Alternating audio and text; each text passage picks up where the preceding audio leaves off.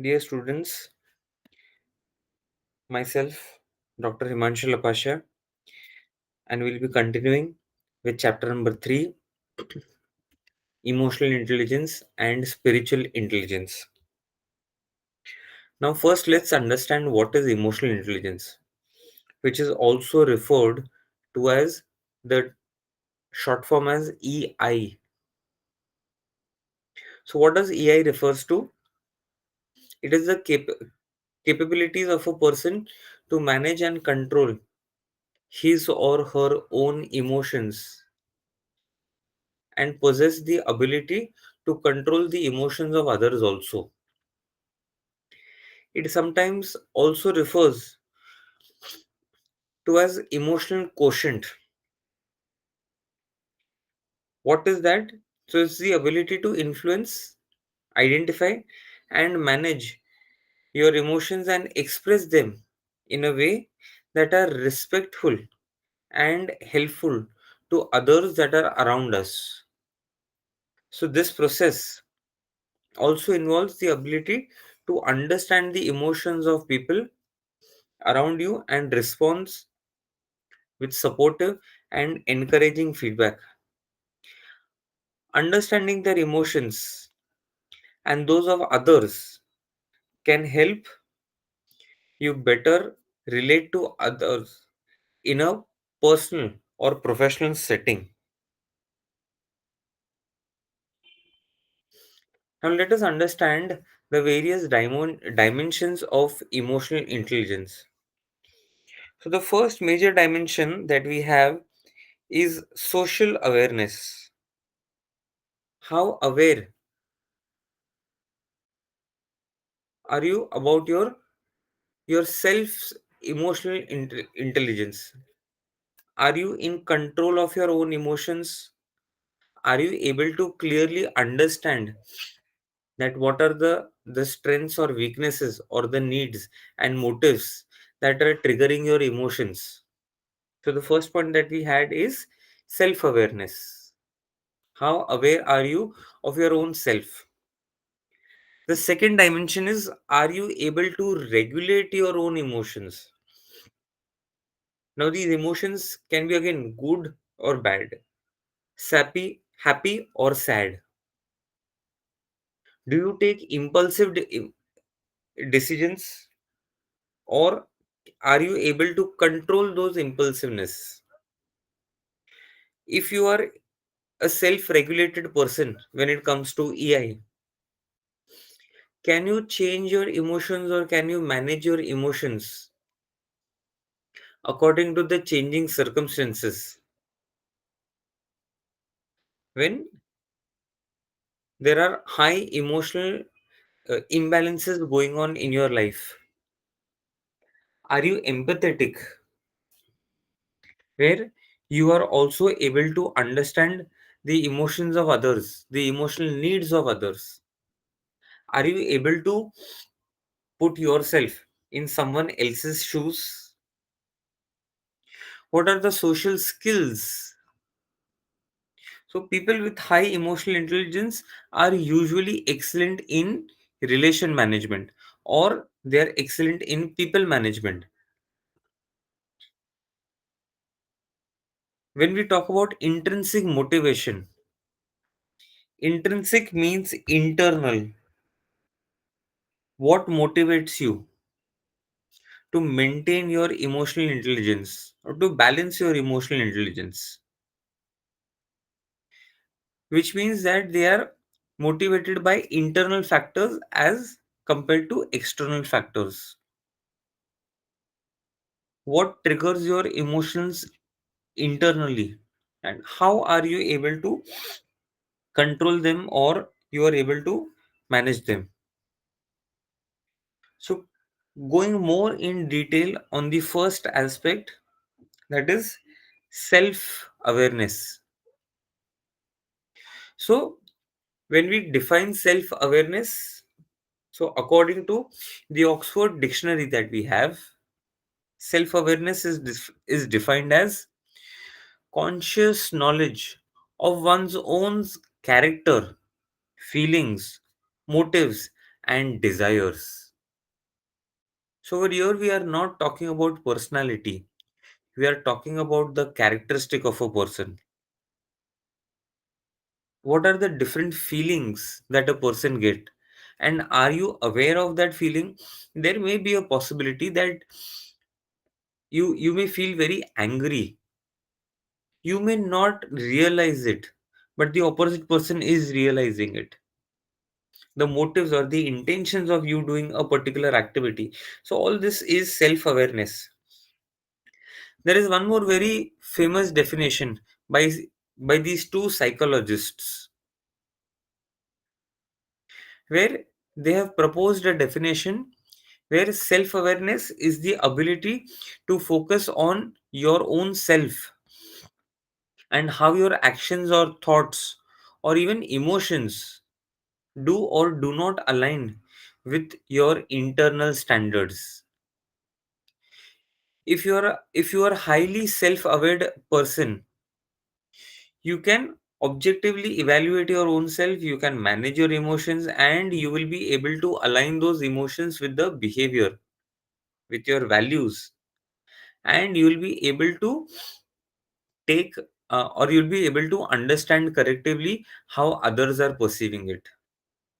So self awareness is a very deeper insight of your own of your own self.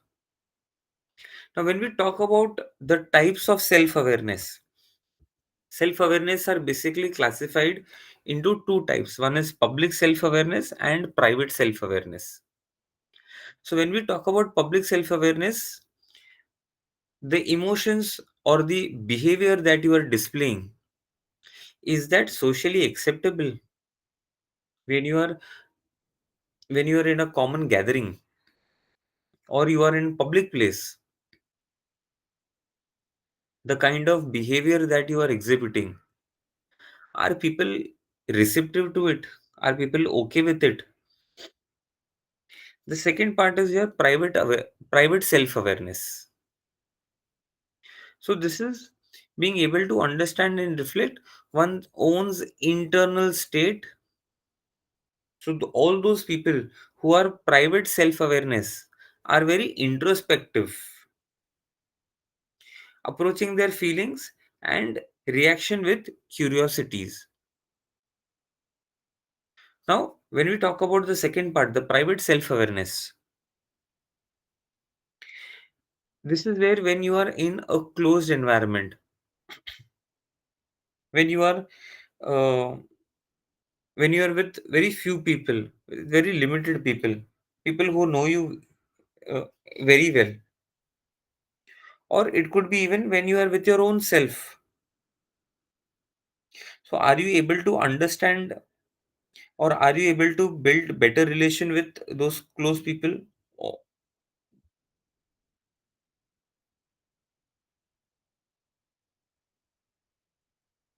now, talking about the benefits of self awareness, no matter if it is personal or private or public in nature. When we talk about the benefits of self awareness, the first benefit is the power to influence the outcomes.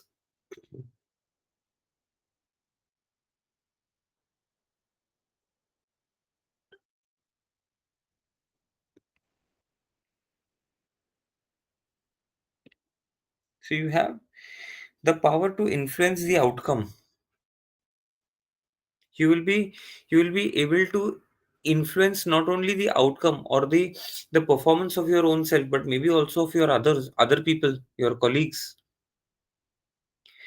When you are self aware as a person, you take control over the emotions of your own self, and with that you take better decisions. When you are more aware about your own self, you are also more confident in nature as compared to others. You will be able to communicate with clarity and with appropriate intentions. So whatever that you are speaking will have clarity, where whatever that you are speaking is understandable to the opposite person.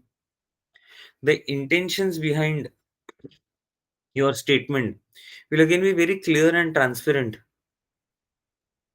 You will be able to think, understand things from multiple perspectives. You are not just being very selfish and thinking from your own perspective, you are thinking from multiple perspectives. You will be free from any kind of biasness. So there is no partiality, there is no biasness, nothing. You are free from all those things. No assumptions, no hypothesis, nothing. Clear, clear understanding, very simple. And because of clear understanding, because of your clear and transparent communication, you will be able to build better relationship not only with your own self but also with others. You have more or greater ability to control and regulate your own emotions. Emotions are not overpowering you, you are controlling them. There are very two different aspects to this, what I said, with a deeper understanding and a deeper meaning to it. When you are more self aware as a person, the stress level that you go through will automatically decrease. Why? Because you are able to influence the outcome of your own self, so you are being more productive in nature. You are able to take better decisions, you are more confident. You are able to communicate with clarity. You are able to understand things from multiple angles. There is no biasness. You are able to build better relationships. You are able to regulate your emotions. So obviously your stress level will go down, and as your stress level goes down, you become more happier as a person. And more happier as a person, again, you are able to influence the outcome of your own self, that is productivity. Why? Because you are happy. Because you are happy, you are able to take better decisions. So again, this becomes your cyclical. The better activities that you do, the better self aware are you, the better control over your emotions you have. You are a happy person, you don't have stress, there are no heart burnouts. And because of being happy or because of having less stress, you are able to complete the entire cycle in a positive way. The next factor that we have is self motivation. Now first let's understand what is motivation. So motivation is nothing but the triggering factors. What is motivating you to do or to perform a particular activity? Motivation in most of the cases is always internal or intrinsic, and then you have external or extrinsic. The external factors that are motivating you to do perform an activity, say for example, for an employee or for a worker or for a laborer to perform better, the external factor could be money. But for for a person uh, who loves going trekking, that is very intrinsic. It is the self happiness that motivates a person to get up early in the morning and climb the mountains. So self motivation is intrinsic. How are you motivating your own self, or what are those triggering factors, or what are those drivers that are that are helping you or that are forcing you to perform various activities, to perform various tasks and duties, that also with efficiency. So you're not just performing the task or duties that have been allocated to you only for the namesake, but then you are doing it effectively. You're doing it efficiently. So self motivation encourages you to consistently perform and do a task in a successful way. And once that task is finished or the task is accomplished, you are very happy.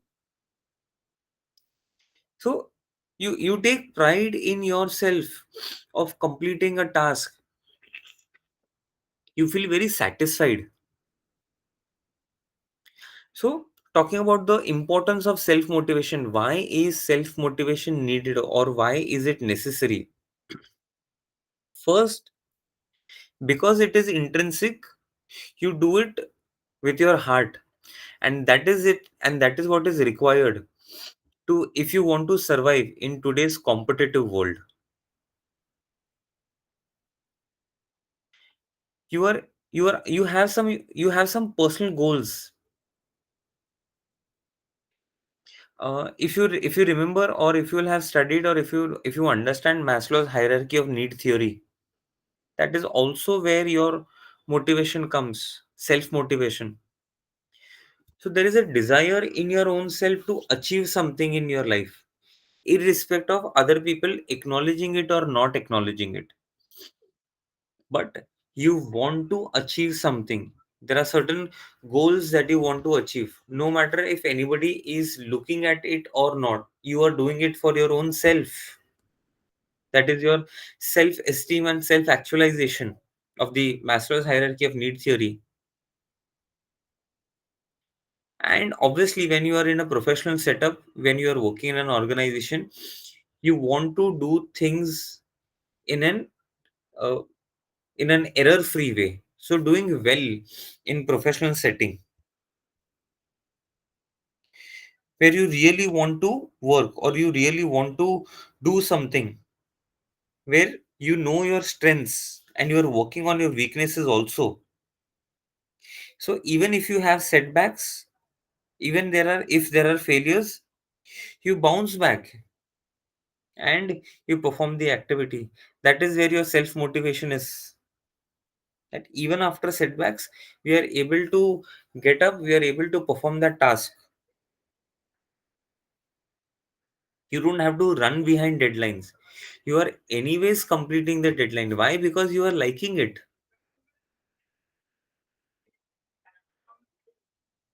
So, self motivation practices to achieve long term goals. So, if you want to achieve long term goals, make self motivation as a routine practice in your life, in anything that you want to achieve. And one of the simplest and the easiest way is having discipline in your life. Now, adopt a positive belief system. Never say negative or never be in a doubtful situation.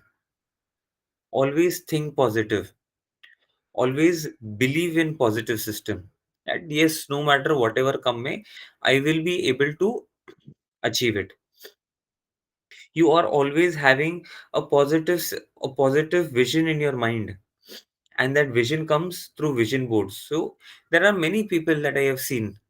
They have a softboard or a billboard in front of them, in front of their study table, wherever they have wherever they are working. They have clear vision that in 2 years, 3 years, 4 years, 5 years down the line, 10 years down the line, they want to achieve this. It could be anything. It could be a degree. It could be some amount of money. It could be a car. It could be home. It could be foreign trip. Anything. Whatever that you see positively in front of you resonates in your subconscious mind, and with the support of your positive self belief, you will be able to achieve whatever that you imagine of. Maybe it may take some time, but yes, you'll be able to achieve it. So that is your nature's way. Like we have allopathy or homeopathy, this is naturopathic. Your subconscious mind then starts to align your goals with the goals of the universe, and things start falling in places. And to have self motivation, one of the simplest and the easiest way is listening to good music. Now when I say good music do not have any kind of definition. Anything that uplifts your mood. Many a times I listen to music I listen to songs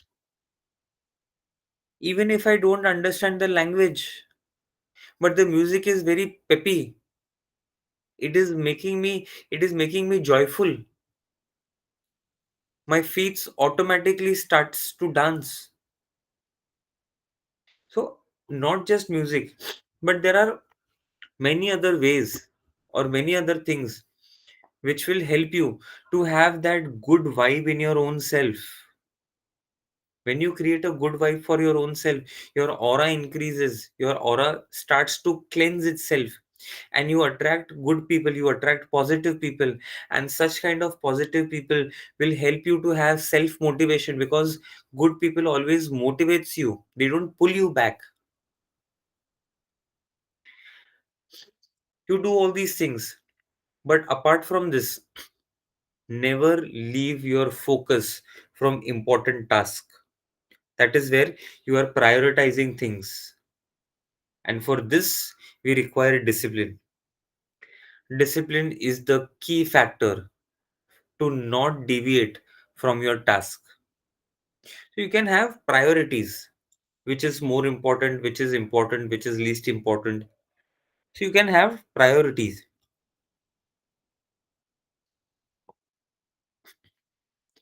Coming to the next topic, that is empathy.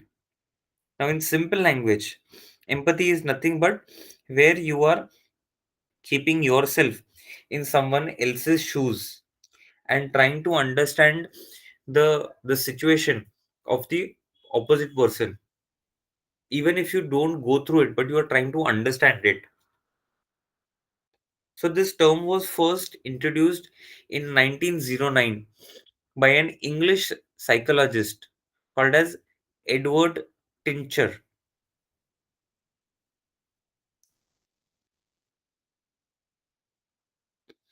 Now, according to him, it's a it's a translation of a German term where you are feeling into somebody else. You are trying to understand their emotions, or you are trying to understand their their mental, their psychology. So empathy is the ability to emotionally understand what other people feel or what other people are going through. You start to see things from their point of view. You imagine yourself in their place, and then you take a decision. Now, empathy is very different than sympathy.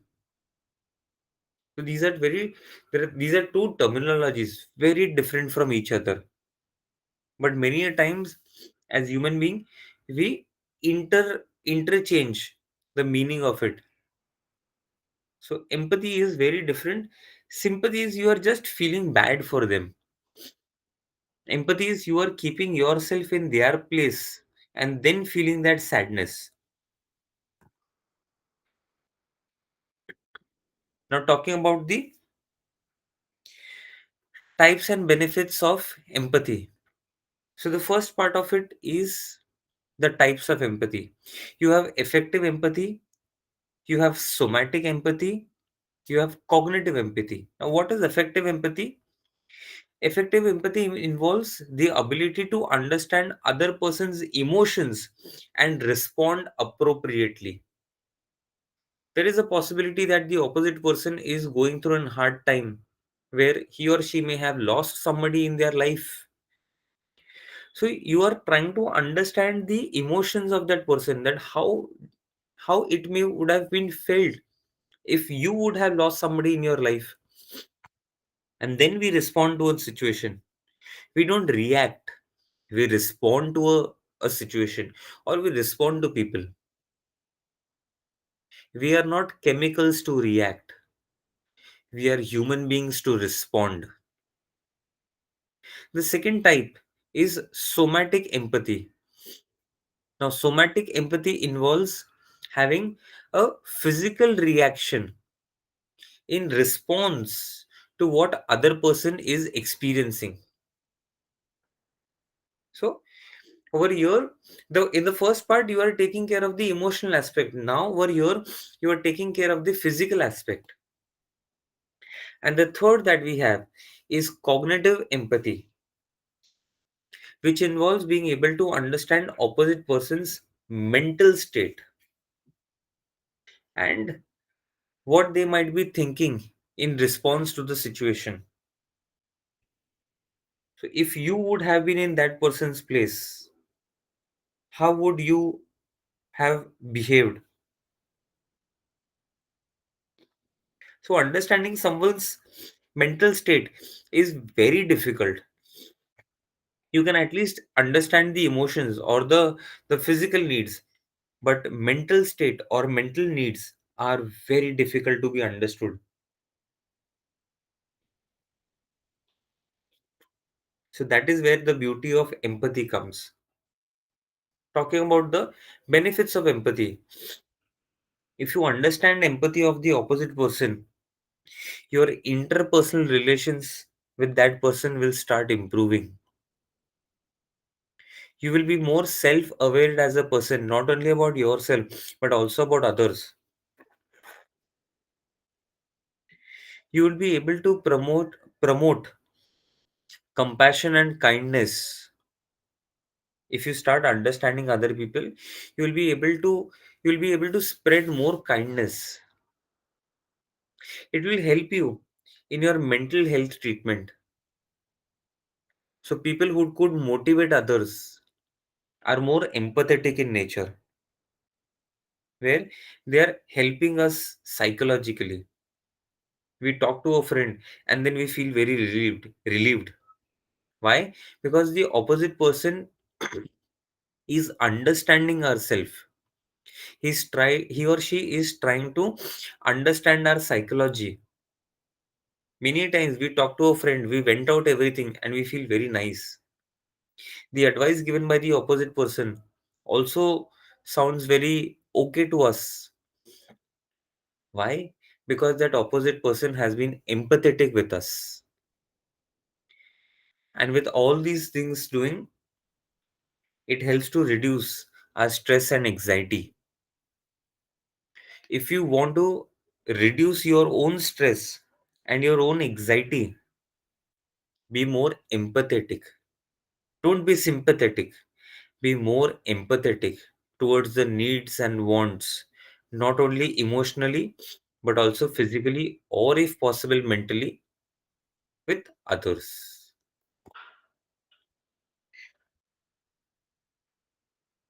Talking about the next topic, that is social skills. What are social skills? Social skills are nothing but the tools that enables people to communicate, interact, and build relations with others very effectively. Social skills are where how are you behaving, how are you reacting where too many people are there, or we can also call it as your social etiquettes or social manners. It can also be called as your civic sense. So these abilities are not innate.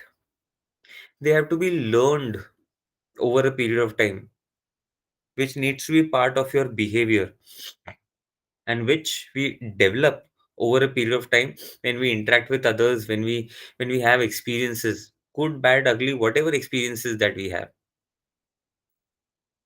Many many people don't understand that if anything bad has happened with us, we don't need to repeat that with others. Understand from it and improve your behavior. This is social skills. Just because somebody has been bad to you, you be bad to other, is not social skill. So this is where your experience comes. Treat other people the way you want to be treated.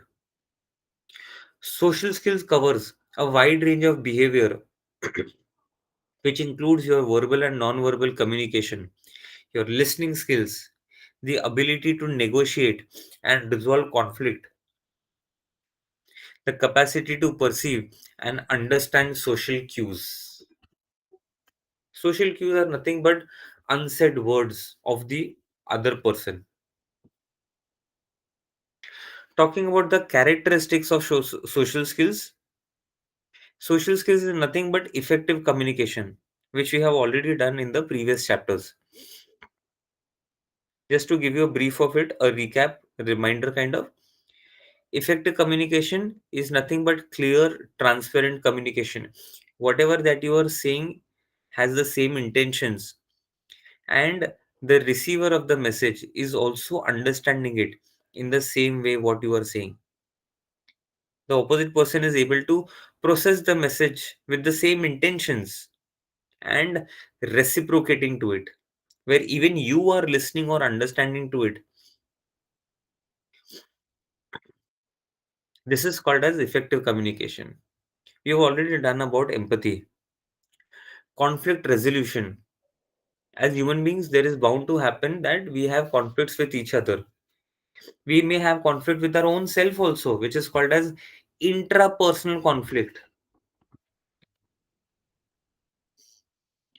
Are you able to resolve the conflict with your own self? The decision of, maybe a decision of doing or not doing. You may be into some kind of dilemma. You should be doing or you should not be doing it. That is also conflict resolution. Interpersonal conflict resolution, when you have problem with the other person, but then you are still resolving it. You have non-verbal communication. You're not speaking anything, but action is speaking. Gestures, postures, everything is part of non-verbal communication. You are being more adaptive in nature. Adaptability, flexibility. These are all characteristics, important characteristics of social skills.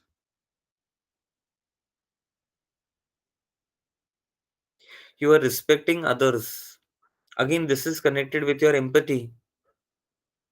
No matter, however, whatever the opposite person is, be more adjustive or be more adaptive, be more flexible in nature, and accommodative nature. Even if you don't like it, that's fine, but be more respectful to the person, not to the behavior, but to the person. You may not respect the behavior, but the person has to be. Now, why are social skills important? If you want to grow in your career, if you want to grow in your life, in your professional life, social skills will always play an important role in the growth of a person if you want to grow professionally. Now, when we say career advancement, it also includes effective communication, teamwork, problem solving abilities, and networking with people around you, where you are also collaborating with others. You are getting out of the box thinking, that is innovative ideas. You are sharpening your leadership skills. The next that we have is personal relations. If you want to grow in an organization setup, you cannot be an individualistic player. You need to have a team. So personal relationship is often found in the ability of communicating effectively, empathize, and connect with other people's emotional wants and emotional needs at each and every level of your professional stage, where you are building and maintaining connections with others, your emotional and psychological connections, which is helping you to build better personal relationships with others. Talking about the mental health, the connect or the correlation that you have between yourself and the opposite person, where you may not speak, you may not you may not utter words, but because of your mental health and your mental connect, your psychological connect, you are able to communicate with that person. Socially, when we talk about a social environment, individuals who exhibit lower levels of stress are always high, very, very happy. They have higher levels of happiness. Why? Because they have a strong supportive network along with them, which automatically brings the stress level down in their life. They do not have any kind of strains. They're very happy go lucky kind of people. They are more adaptive in nature. Now, when we talk about adaptability, adaptability could be related to anything. Say, for example, it could be even related in to technology, where AI is part of our daily life. I'll give you a very classic example of adaptability. When lockdown was announced in 2020, many people of senior age, they didn't knew technology. They all adopted to new technology. Many senior teachers started making presentations, started getting onto video lectures. Many professionals in the organization, they all had to get a hands-on experience on using laptop or a computer. This is also called as adaptability. Why? Because then it becomes the need of the hour, and especially in the current scenario where we are all globalized in nature, we have globalization. If you don't have, or if you don't uh, follow adaptability, if you don't incorporate that, you as an organization or as a person in a professional setup, you will never be able to grow.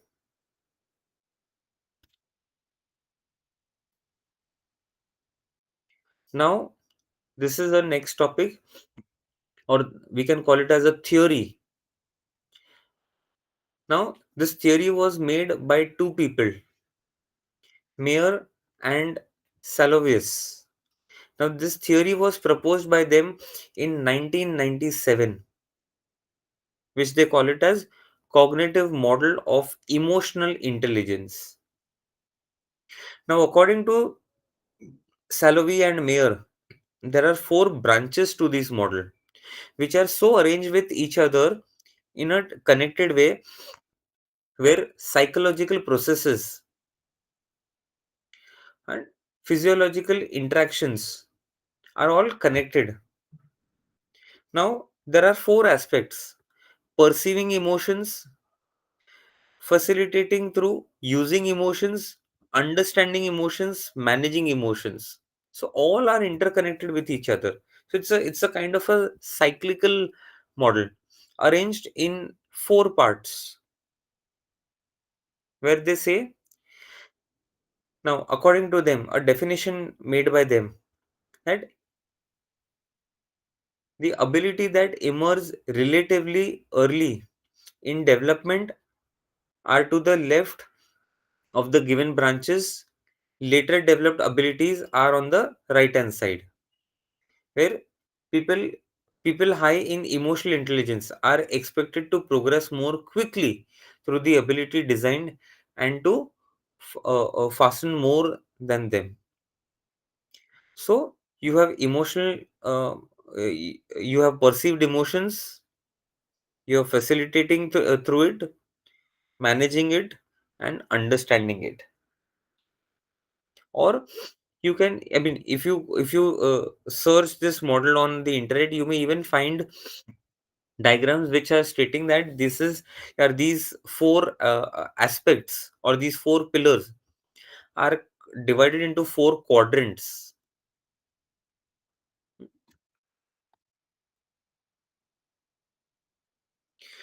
So the first is that we have is perceived emotions, the non-verbal receptions, facial expressions such as happiness, sadness, anger, fear. All these are universally recognizable human aspects. No matter whichever country that you go, whatever age bracket that you come from, you will always have these non-verbal cues. These are called as perceived emotions. Even if I don't say anything, my face will tell everything.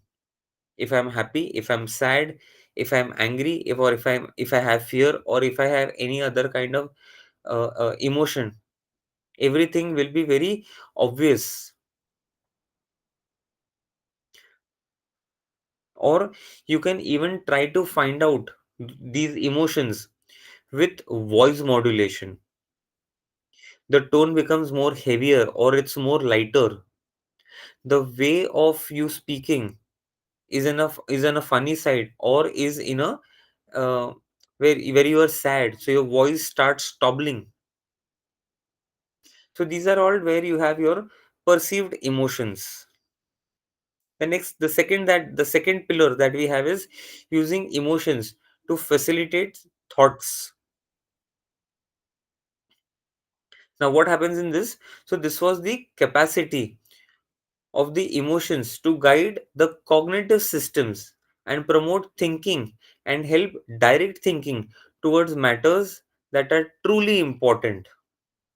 So the important aspects are covered or taken into consideration.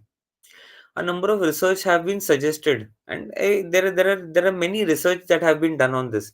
And what they suggest, that emotions are important for certain kind of creativity. If you want the person to be more creative in nature, there are certain emotions which are very much necessary, that an employee is expected to exhibit certain kind of emotions. The third aspect that we have is understanding emotions, where you are conveying or emotions. When we talk about emotions, so emotions convey its own pattern of possible messages and actions associated with those messages. So emotions, many in rather in most of the times, you don't have to express your emotions, they automatically come out, and they have a message behind it. This has to be understood, that if there is a message or an unsaid message, you need to understand why is that happening. You need to analyze the reasons behind it. And the last is managing emotions. That is where you are trying to control your emotions. I'm not telling to suppress your emotions, but controlling those emotions. Many times we cannot hold on to, say for example, pain. Somewhere or the other it will come. So even when you are crying, the pain that you are holding is coming out. That is also called as managing emotions.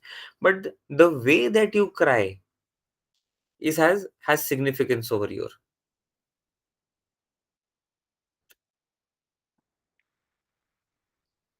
You have one more model, which is Goldman's model of emotional intelligence. This was developed in the year 1995 by a person called as Daniel Goleman, who made this theory. So it's a mixed model of emotional intelligence. Now, this model is one of the most widely recognized framework of understanding emotional intelligence. This is widely used. I mean, we may not understand it in our day-to-day life, but then the aspects of it are part of our daily life. Now, this model integrates emotional skills with personality traits and competencies of a person, emphasizing the role in person's and professional success. So there are certain personality traits which are part of our personal or professional success. Now this guide explores the key components of Goldman Model's EI, where we are combining emotional intelligence skills with broader personality traits and competencies, where we are highlighting the importance of leadership at workplace and the success related to it. Now, there are five key components of the model. Again, self awareness, self regulation, motivation, empathy, social skills. So, when we talk about self awareness, we are talking about self emotional awareness, accurate self assessment. Are we able to assess our own self? So we may have SWOT analysis. And how confident are we? So there is very thin line between confident and overconfident. Then coming to the second aspect, that is your self-regulation, self-control. No matter whatever the situation is, how good or bad the situation is, are you a person where people can trust you? Are you trustworthiness? Do you trust your own self? When you say trusting your own self, do you trust your instincts?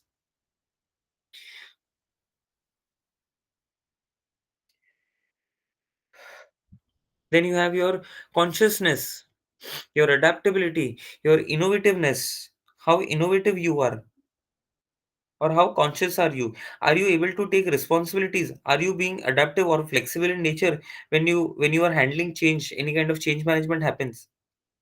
The motivation, the third part is motivation. What is your what are the things that makes you strive, or what are the achievements that you want to have in your life? What do you desire? Are you committed? That is where the discipline comes into picture. Are you an initiative taker? Because if it is intrinsic motivation, you will start taking initiatives. How optimism, how optimized you are of a particular thing in your own mind. How do you see things in a positive way? Is the glass half full or is the glass half empty? Optimism. The glass is half full. I do not see the empty part. I see the filled part. That is your optimism. Are you empathetic?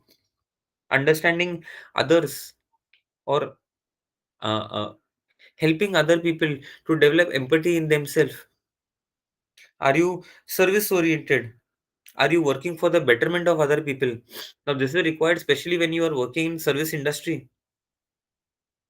Are you leveraging diversity? Are you okay with it? That becomes also an opportunity to understand. When you go through diverse people, you become more understanding. Cultural sensitivity. Are you politically aware what is happening in your country or around your country? What is the government doing, or what is the political parties, the agendas? The political party may have a very different agenda or intention, but when it comes to vote bank, they would always ask you for voting their party. So that is also where you are trying to understand the unspoken words or the intentions of people. And the last that we have is social skills. Can we influence others? Are we able to communicate clearly with other people?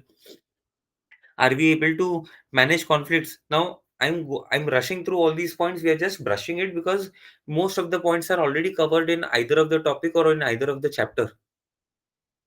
The leadership skills that you exhibit.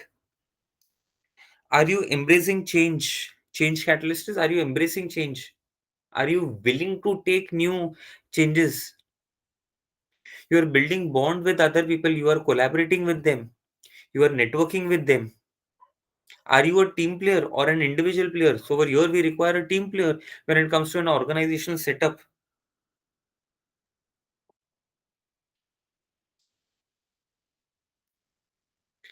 Now, how does this model applies at the workplace? So you are enhancing the leadership of a person. So you want people to enhance their leadership skills, no matter whatever designation they are working. You want people to improve teamwork, because an organization can win only if people are working in coordination and cooperation with each other. We don't want individualistic player. Are you effectively able to manage things, or how good as the management of the organization you are? So effective management. Now when we say management, it is not just only people, but also your resources in the organization, or anything. It could be even stress for that matter, or it could be even decisions for that matter. What are the benefits of high emotional intelligence in personal relationship? We have already covered up this before also. Better communication or enhanced communication, stronger relationship in professional setup, that is networking, collaboration, cooperation, You are able to resolve conflict. Conflict is a routine part of our human life, but are you able to resolve it smoothly? But there are also certain critics to this theory, that there are many challenges which people argue, that when it comes to measuring the objectivity, it is difficult to measure the objectivity, which is very subjective in nature from person to person. Personality traits may overlap with your own self. You may be a multi personality person. So, a person, it is said that research says that a person has 16 types of personality. If you want to understand what kind of person you are, or what kind of personality do you have, you may go to Google and you may type 16 factor personality test. Yeah, MBTI test. There will be various links that are available for free of cost. You give that exam and you will come to know different dimensions. Give your exam with all your ethics. Do not cheat or do not lie to your own self. You'll be very surprised to see the results. Some personality traits of your own self. You may not be able to predict the validity of the test. So predictive or being predictive may not be possible. So these are some of the critics, or these are some of the criticisms that this theory has received from people. So with this, we come to the next topic, that is our spiritual intelligence. Now, spiritual intelligence is a term used by some philosophers, psychologists, where development of theories, people who develop theories. Okay, it's a uh, it is very similar or parallel with your IQ, that is your emotional intelligence or intelligent quotient. If you want to develop spirituality, or if you want to develop spiritual intelligence in your own self, you need to meditate. Sit with your own self, sit with your thoughts, try to control your thoughts. It's very difficult. It can be done only with the help of a good guru or a good teacher. Are you able to detach things from others, like monks do it? They detach themselves with the materialistic world, and they elevate their self into the higher realms of spirituality. There is reflection of whatever that you are doing on daily basis. It's all based on your past experiences, where you then try when you allow your soul to build awareness and get connected with the inner world, your thoughts, your feelings. It says that action is a reflection of what you have understood in not just this life but also past life. Are you able to connect yourself spiritually with the Almighty? Are you practicing it daily? And you are able to see things which other people may not see, which is also commonly called or commonly known as sixth sense. So these are some of the aspects of spiritual intelligence. So with this, here we complete our chapter number 3. Thank you very much for your patience listening.